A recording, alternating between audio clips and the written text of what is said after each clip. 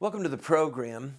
As you can imagine, the people of Paris and France have got to be in an absolute state of shock and horror. What we know thus far is that the three Muslims that entered the building killed a dozen people total, including two police officers outside. One of the police officers begged for his life and was just shot in cold blood. One of the terrorists, I should call him one of the devout Muslims, spoke perfect French and also said that he was a part of Al-Qaeda. So if he did in fact speak perfect French, then that means he was French. This is not somebody who was born and raised in Syria and then came to France to mount a terrorist attack. It is a homegrown devout Muslim, all right? It's somebody who's French. This, of course, echoes with some of the horrific attacks that have happened here in America with people, and in Canada, with people who are born here, convert to Islam, and then follow in the footsteps of Muhammad and his early followers. I want to speak freely to you and jar your thinking a little bit. One of the comments that was under one of the news stories said, look, if it bothers them to satirize Muhammad, then don't do it. Just don't do it, and you won't tick them off. So there is this line of thought. Now, for those of you who don't know the background, the terrorist attack took place at a newspaper, and this newspaper regularly satirized Muhammad and Islam. It's part of freedom of speech.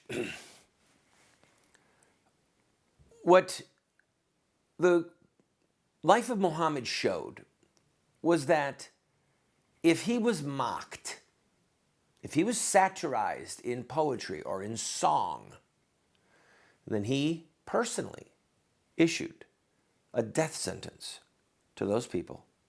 And he personally ordered their murder or their execution.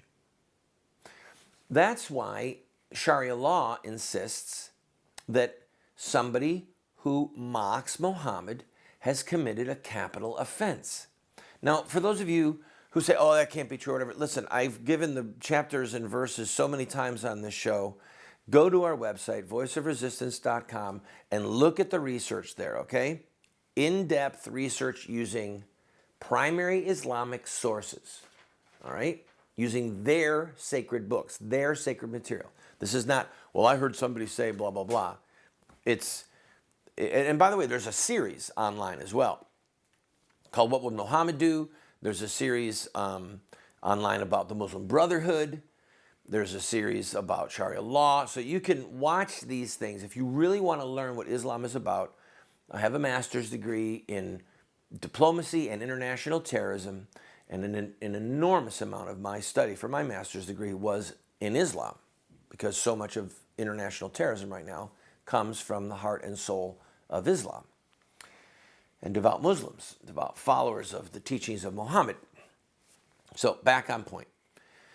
Sharia law is made up of the words of the Quran, but also the dictates of Muhammad in his life.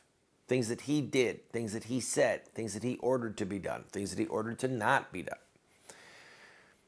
So when the person says, well, just don't do it. Don't satirize him. Don't make a cartoon. If that's what bothers them, just don't do it. And then they won't get upset. Listen to me. That's submitting to Sharia law. That is what they want. In other words, where will this end? Words to satirize Muhammad are used, right? Words. I'm speaking words. But have you ever thought how critical words are to freedom, to conversion, to law?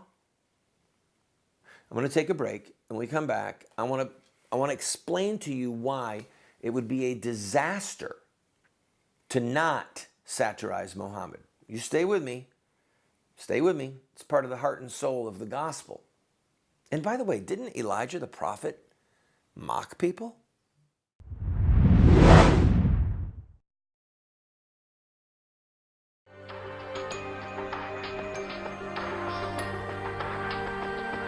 You have two choices. I mean, you can try to raise your children by design, or you will raise them by default.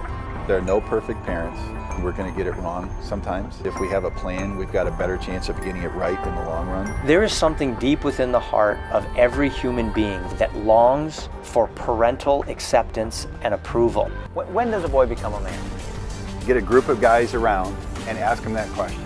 I don't think there's a certain age. Some men stay boys their whole life. I would say, 16, 18 years old. Wow, that's a good question. When they get bar mitzvah. Well, I think when he has a child. So I just became at 56, 56 years old. Without the power of the Holy Spirit changing us and giving us power over our sin, we can't hope to be the dads that our kids need us to be.